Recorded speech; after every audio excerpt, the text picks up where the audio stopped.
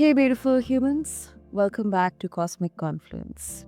I'm your host, Sana, and today we are going to talk about something. Well, it's one of my favorite topic because it sounds ancient, but it hits painfully right now.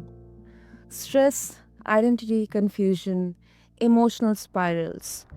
That pressure to be on all the time like life is one endless performance review.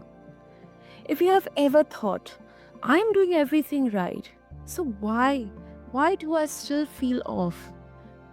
You are not broken. You are human and you are also not alone. Listeners, my guest today, Guru Yogi Shivan, he is a teacher who translates ancient Indian wisdom into clear, practical guidance for modern life. No mystical fog machine, just grounded tools for real life. He also leads programs at Indimasi Healing Village with Ayurvedic doctors, traditional healers, and wellness practitioners. So, if you are a parent running on fumes or a professional quietly melting from inside out, a leader caring too much, a caregiver, or a seeker who is trying to make sense of your inner world, you are in the right place. This one's for you.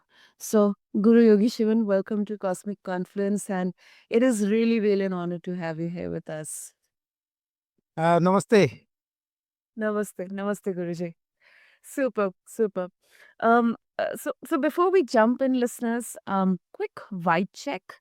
Okay, this episode is not quit your job and move to a mountain, but it is how do we live inside this modern chaos without losing ourselves. So let's all begin. And Guruji, let's first try to understand this um how how we can bridge this gap, how ancient Indian wisdom can actually help us kind of bridge this gap, um because I believe people do are now gradually starting to realize that something which is kind of worded as ancient is, it doesn't mean that it is always outdated.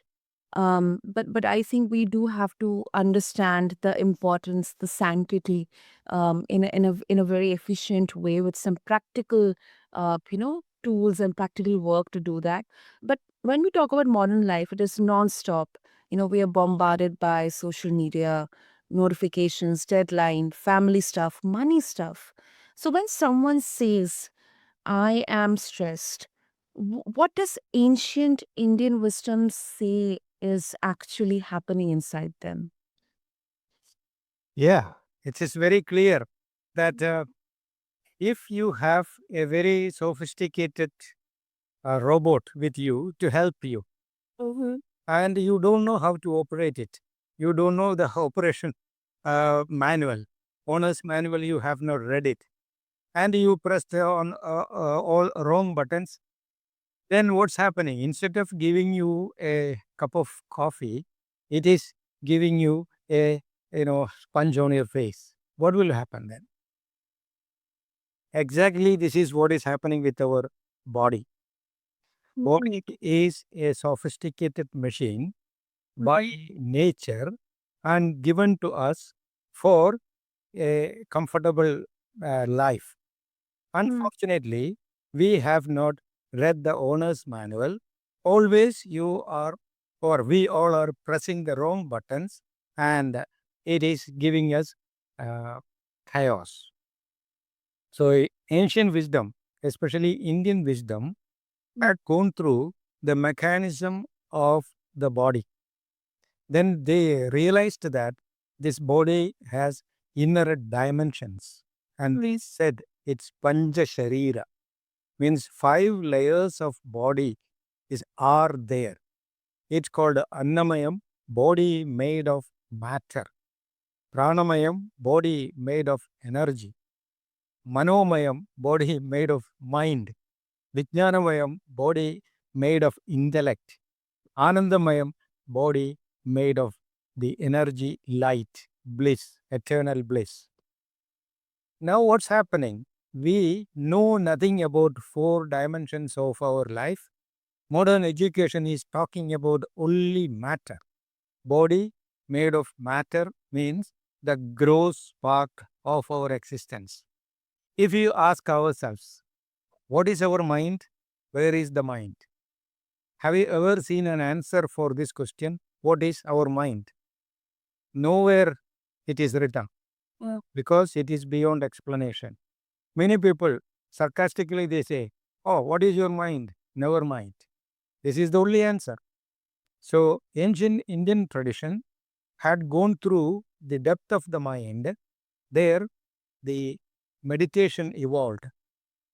Again, people started talking about meditation, and it is very, very useful, very, promising. Western education hijacked it, and they started explaining what meditation is, and all these dramas are there. mm, Meditation is nothing but the observation of our own mind. Usually, we use our mind to analyze external things, but in meditation, we use the mind to analyze the mind. This is the essence of Indian tradition, which is explaining the subtle existence of our life. Sharira Manaso Yogo Paraspara Manuvrajet. Sushrata Maharishi, 2300 years ago, it is written in his Sushrata Samhita that mm, matter and mind are complementing each other to give you a comfortable life. Now, what is the modern man's condition? We are depending only, or we know only the matter level. We don't know the energy level. We are ignorant. So, we don't know how to use this sophisticated machine, and we are making or using it in a wrong way. It reacts the wrong way, which is making the life a chaos. So now quantum healing is slowly bringing up this idea. Ancient wisdom is bringing that energy is equal to matter. Means train the mind, then matter. Body will obey its command. This is what is the exact translation of Sushruta Samhita, Sharira Manaso Yogo, Parasparamanuparaje.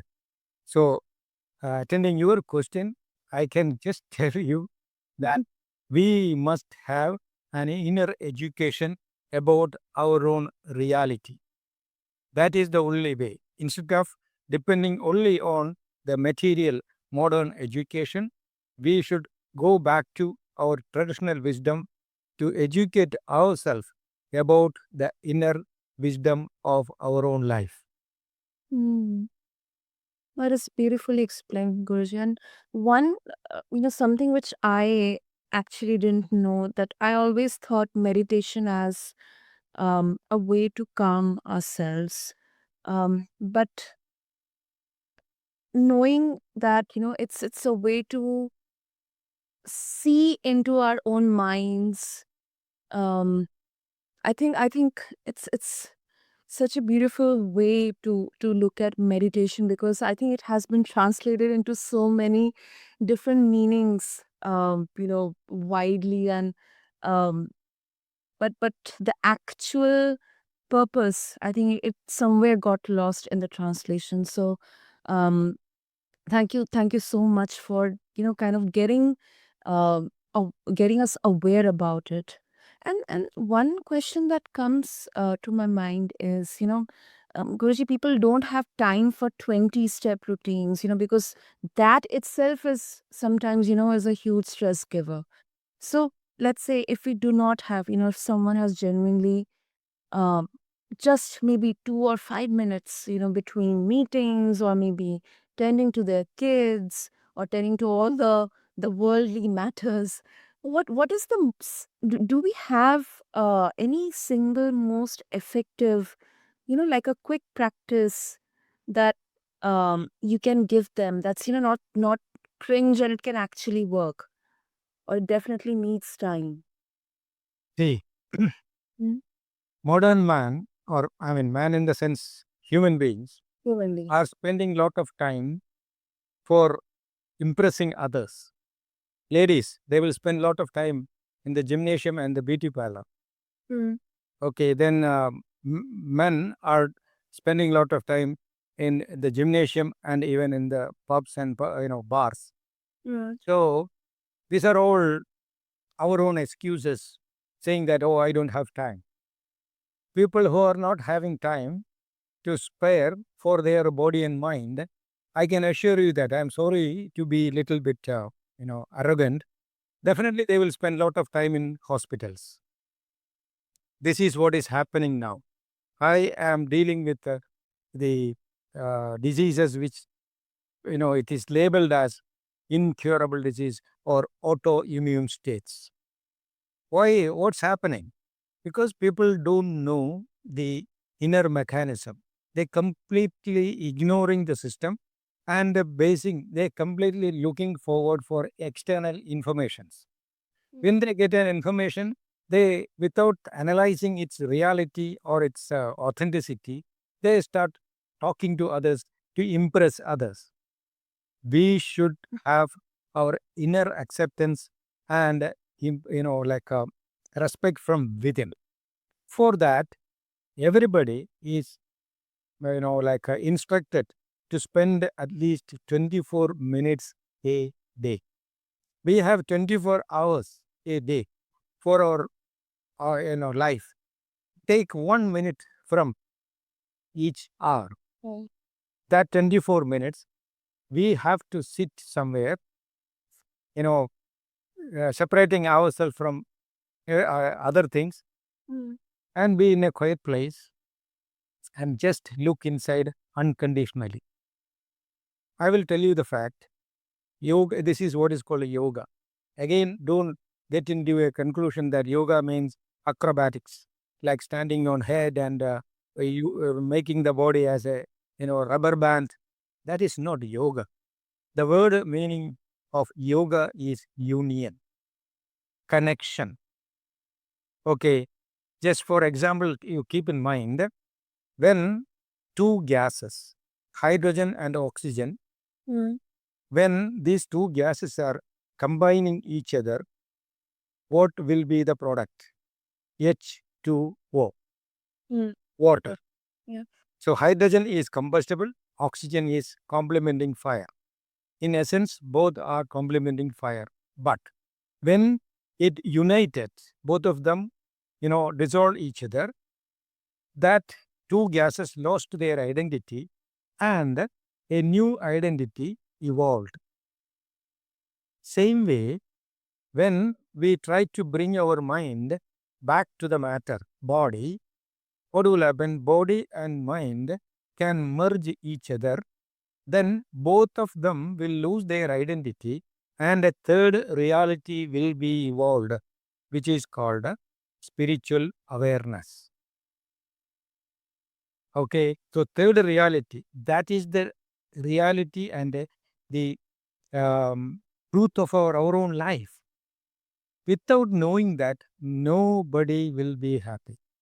This is what Sushruta Maharshi, Charaka Maharshi, Atreya Maharshi, then Patanjali, everybody declared the same. Mm. Pranam manodvemidam vilayamne yadyo moksham sagachadi. Means you try to bring your mind through pranayama and merge with the body. Then what will happen? You will be liberated from all your problems. Moksha.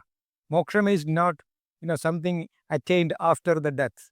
That. The verbal meaning of moksha means liberation. If I have a severe headache, I should be relieved from that headache first. That is what is called moksha. Or I should have obesity. I should put my own effort and come out of that uneasiness. That is moksha. So when you experience a mental or a physical, uneasiness, you should come out of that. Liberate yourself from that existing problem. How you can do that? Learn to practice this union between mind and body. It is very simple. I am or our masters are asking only 24 minutes. It's called Narika in Sanskrit. Narika means 24 minutes. 16 Narikas will make a day. So 59 nadigas we can use for here the rest of your life, but this one nadiga, 24 minutes, you should be able to sacrifice for your betterment of body and mind. You should learn that. It must be a practice. It's, if you buy a new car, first you will get some instructions from the company, owner's manual. You are, keen to read the owner's manual, and you will listen the person who is introducing the car to you. Then there will be some rules and regulations. Yeah, after 1,000 kilometers, you should come for the first service. Then every 10,000 or 5,000 kilometers, you should come for periodical checkups and services. You will do that because you are concerned with the safety of that car. But if you are not doing the service, one day you will be forced to take to the car to the workshop. Yeah. Same way, our body machine should be taken care of consciously. It's called dinacharya. Daily, you have to attend your body and mind. Not only doing something for the external body, going to the gymnasium, doing some makeups. Internally, the real functions are happening inside. 95% of our functions are involuntary, happening inside. Only 5% is voluntary functions externally. So this 24 minutes, I mean the meditation, union between mind and body, is entertaining or attending the inner functions. So we have to do that. If we do carefully, in an unconditional way, we will not be forced to take the body machine to the workshop, I mean hospitals. So this should be a part of our culture, daily routine. We should educate ourselves. That's all. And not only that, when we try to make this union between mind and body, there will be a lot of hormonal changes within ourselves happening consciously. This is what I should keep in mind. My moods and my emotions are created from the hormones from my body. Just for example, how a person can become angry. If you tell something very bad to somebody or show some ugly things, then the person will feel that, yeah, this lady is talking rubbish. From that conclusion, his adrenal gland will produce adrenaline.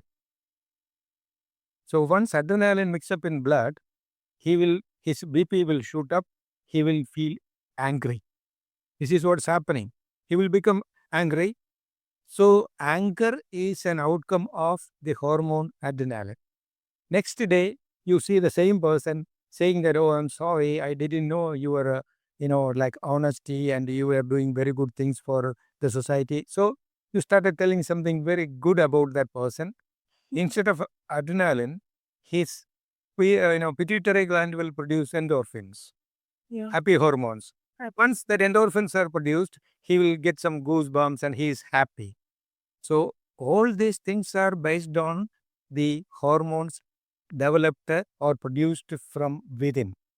If you know how to control the productions of your hormones, your life is made by yourself, not by external world. This is what yoga teaches or ancient Indian wisdom teaches. Hmm. That definitely makes sense, Guruji. Definitely makes sense.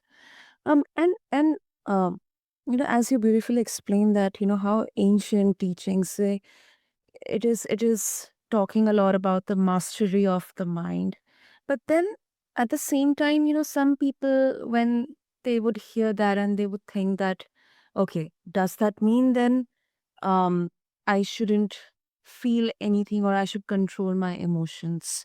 Like, my question to you is, Guruji, that in a real life, that it can often turn into like suppression. So how do we define this emotional balance in a way which is healthy, that we know that we are practicing calm, but then we are not actually avoiding our true feelings? Actually, Again, this is a problem of our own, the limits of understanding. Hmm. Why should we suppress? Suppression or aggression or expression, everything is happening from within based on the hormones of our own body. Hmm. If you say something uh, to me which I disagree, once I allow my body to produce a hormone based on that disagreement, if I convert or that awareness into a different way. Just for example, many people came to me so scared and worried about the COVID virus. Hmm. And they were so scared and panicked. They saying, Guruji, oh, what we will do? So say everybody is that person is getting, this person is getting. So I told these people, nothing is in nature is produced without a purpose. They agreed, yes. So Mother Nature, cosmic consciousness, has a clarity in each and every action. They said yes. Some people believe in God. Okay, I said Parashakti or God is conscious about everything. Everybody said yes. Then what is the purpose of a virus called COVID virus? It is produced for making our system immune against almost all microorganisms. Can't we think like that? Then said, people said, yes, they can. Hmm. Then everything is having two sides. If you take a day, day and night is there. And you take a creation, male and female, pleasure and pain, heat and cold, the opposites. You take on atom, go to the nucleus. You can see proton and neutron. Electricity can be used only through two channels, either neutral in phase or positive and negative. So without opposites, nothing is available in nature. So COVID virus is coming. Everybody said, oh, it's going to kill us. Hey, death cannot stay alone. Other side is birth. So the COVID virus is coming not as an enemy. It has a friendly face also. So why can't you take it that? Take the friendly face, analyze it, and observe and accept it as a friend who is trying to give you, to enhance your immunity. It is supporting like a vaccination. Then people said, yeah, that also can be possible. So have some, like decoctions or some ginger lemon juice and keep your body, like mucus free. Anybody who came to me, everybody who came to me and went through that, simple traditional discipline, nobody was, infected with this one. And some people got it. It's like an ordinary cold and fever. It came and went back. So everything is created, produced in our mind. This is why our ancient wisdom declared that Manomayam idam sarvam. Everything is your own mind. If you see something very negative, you will feel it is negative. If you see or internally you just label as positive, it will look like positive because the external world is Maya. Maya means illusion. Brahma Satyam, Jagat Mithya. Our masters declared that the manifested world, the material world which you are expecting or experiencing as Jagat, Jagat means the material world, is only an illusion. Okay, around 20, 50 years ago, people, modern science said these things are exaggerated stories or primitive beliefs of ancient people. But now, ultra modern physics, quantum physics, is declaring that there is no material world existing the way you perceive.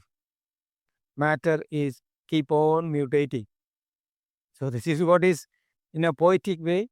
Ancient masters said Brahma Satyam, Jagat Mithya. Now modern science is explaining it through a rigid scientific language. That is the only difference. So what is our purpose? Take from this ancient wisdom which was close to our inner self verify with modern science, which is close to equipments and external things, integrate within ourselves by using this 24 minutes every day, and you will become a complete, healthy, wealthy, happy person. That is the only way, which was a culture, a cultural significance of ancient India. See, like minimum 2 to 3,000 years ago, if you Mhm. go through the history of India, the society was really, really happy and wealthy. Okay. Many studies are saying India was the richest country in the world. Around Mhm. 30 to 35% of the total GDP was contributed by this country. Mm. And everybody was rich and everybody was happy. So, why and how they were having that, elevated society? Because of this coordination between the material and the spiritual world, the external and internal balance. Unfortunately, somehow after the invasion and material, uh, you know, s- scientific, you know, uh, like problem. Mhm. So this modern science, the over influence of this modern science, all these things, like I can say it's completely destroyed. But now I see here and there from different parts of the world, this ancient wisdom is being more appreciated, and it is slowly being revived. And different parts of the world, it is very significant. But I don't know much about India because the present mind stuff of India is like a little bit, running after the modern world. Okay, now we can wait for the modern world or modern world or the Western world to understand the real value of this ancient wisdom. Once they adopt it, mostly Indians also will be forced to adopt it. This is what I feel. And that is interesting. That is interesting. And you know, what I can say is,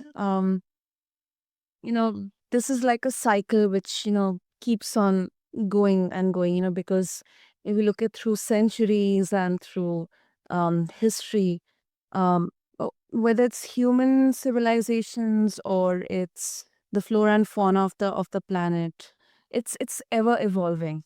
We may not be able to feel every day these changes because they're happening at a huge scale, but um, I think the creation and the destruction, it's like a cycle. If there's destruction, there is always a creation as well. That's how nature works. And I also believe that um, not making it completely, how people would say that, it is pseudoscience or it is woo woo or it's not spiritual, but it's more of a religious, uh, religious approach.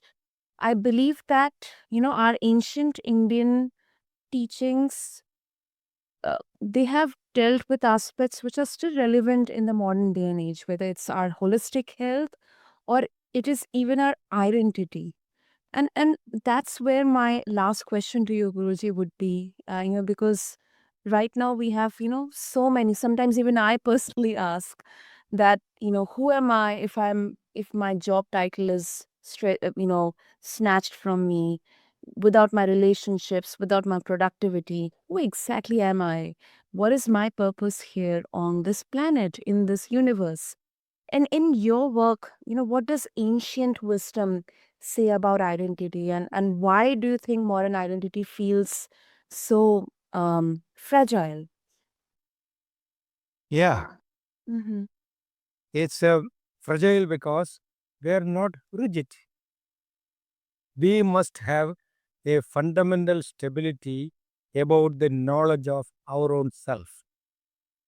As we started this discussion, Hmm. we said, or I told you, we modern science is depending only on the dimension of matter. Hmm. Matter is the grossest form of the reality. So it's like a child who is standing in front of the infinite ocean, thinking that, wow, it's an amazing scene. Everything is, yeah, like for the child, the waves are countless, and it may be realistic. Hmm. For the child, it will be real. So what I can tell you is, modern man, materially educated man, is like a child who is standing in front of the infinite ocean and enjoying the waves. We all are standing in front of this cosmic ocean like the child. Child doesn't know anything about the depth and the reality of the ocean. Only, that surprise is there. Yeah. So when we dive deep into our own self through meditation, we will come to know the subtle side of our existence. As you asked, from where you are born, why you are born, why you are growing, and why do you die, and what is after death. So these questions are not answered in our intellectual plane. Modern science, the material science, is only a product of intellectual plane, too limited to explain the infinite reality. So this is what modern, our ancient uh, teachings are focusing only on inner observation.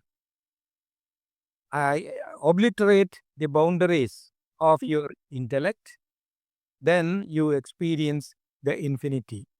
Intellect is too limited to explain the infinity.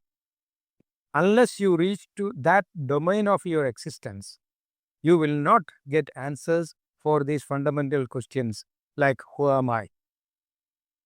So it is not, you know, it cannot be explained, but it can be experienced through daily practice. That is why in ancient Indian tradition, it was mandatory for everybody to spend at least 24 minutes either for meditation or for prayer. Again, people think, oh, I'm taking prayer, I'm going to this temple, that temple, and do these rituals. No. Prayer is an English word taken from prarthana, from Sanskrit.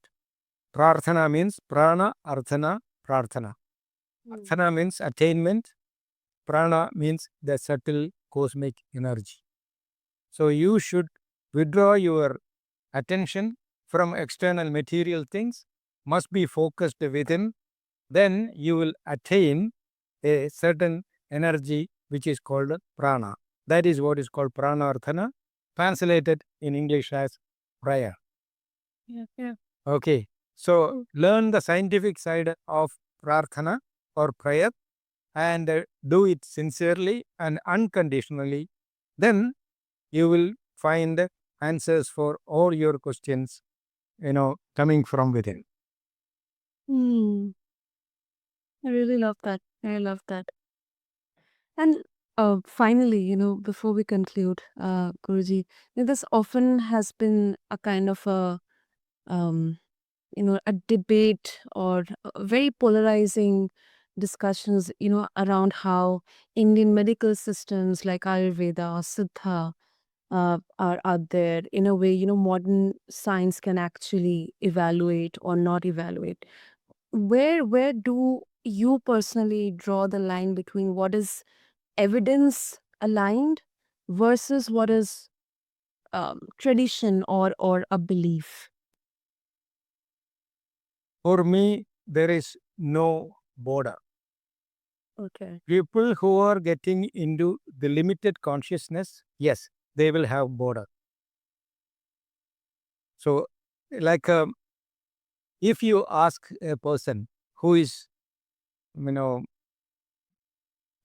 blind by birth, and you ask something about the colors, how you can teach the difference between red and blue to a blind man? Cannot. That is not possible. because he cannot see what color is. Maximum what you can do is ask him or take him to a hospital and find the reason for his blindness and remove it if possible. Once he gets his vision back, he will come to know what color is. No need to teach him. Same way, the essence of Ayurveda and Siddha is, you know, lying in our inner consciousness. It needs that inner awareness, which is called a sixth sense. We should be able to shut our five senses and go deep into the inner sense, which is called the sixth sense or third eye or yoga drishti in India. It's called inner awareness. Or I can use a modern language. We have to be more instinctive. See, animals and birds are living in this world, without any problem. They will have problems, but they know how to handle it because they are connected through their instinctive play. Yes. We are all having an animal instinct within. Once it is not used for long time, generations, we are not using that animal instinct and we depend only on intellect. That is where we miserably fail.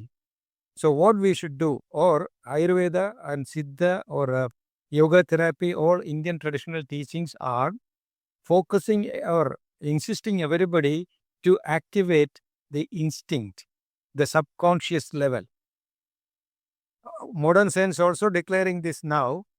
The conscious level dimension, our consciousness is only handling maybe 5%. The 95% of our activities are in our subconscious level. Yeah. So explore that.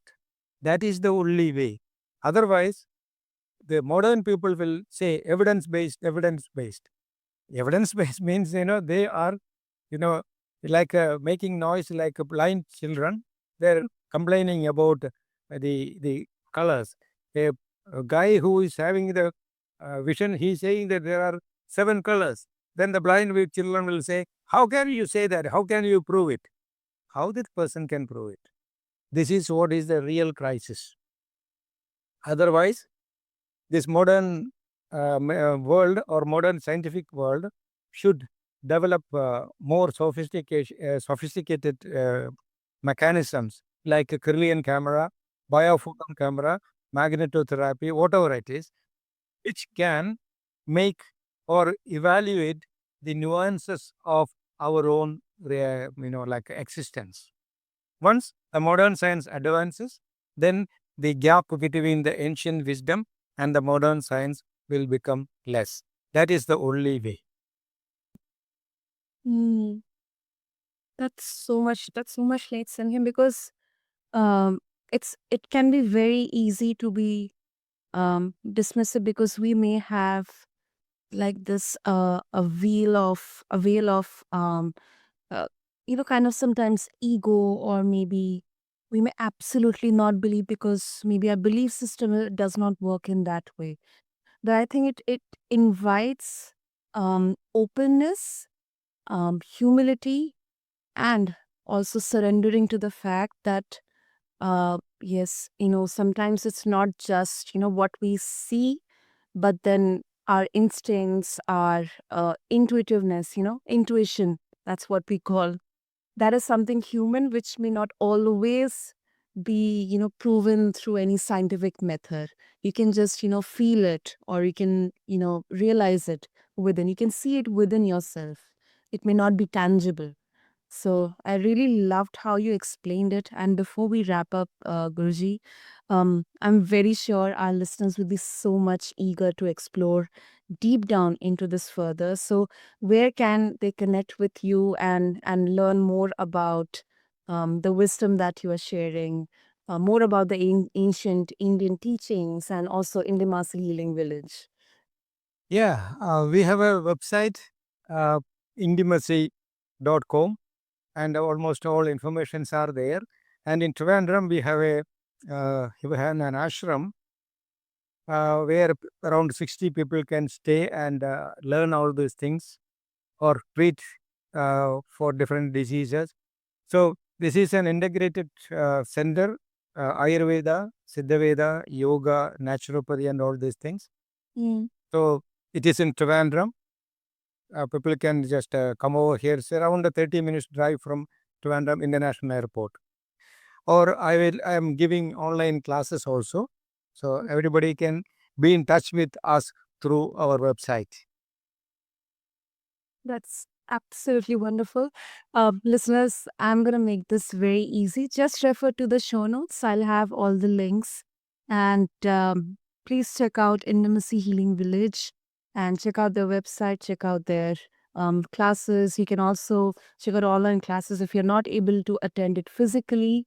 And Guruji, I mean, I must really thank you for keeping this grounded. Uh, because I really respect that you're not selling anything like magic, but you're offering us a framework with practical steps and also a calmer way to meet life without numbness or chaos. So thank you so much.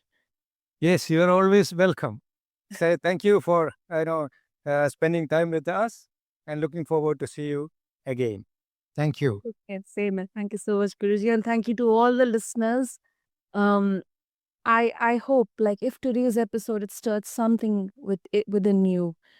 Don't overthink it, but then you can pick one tool from this episode and maybe run it for 7 days, 24 minutes every day, not perfectly, just consistently. Track one signal, maybe your sleep, your reactions, your body tension, your clarity, and that's how you turn wisdom into data. And if you are overwhelmed, you do not need a new personality. You need a new relationship with your nervous system, with yourself, with your identity and your attention. Small changes, big compounding ROI. And also, do share this episode with someone who's high functioning but they're quietly struggling. And if you want more episodes that bridge this gap between spirituality, psychology, science, and real life strategy, hit follow on Cosmic Confluence. And thank you to everyone for tuning. I, your host Sana, will catch you in the next episode. Thank you.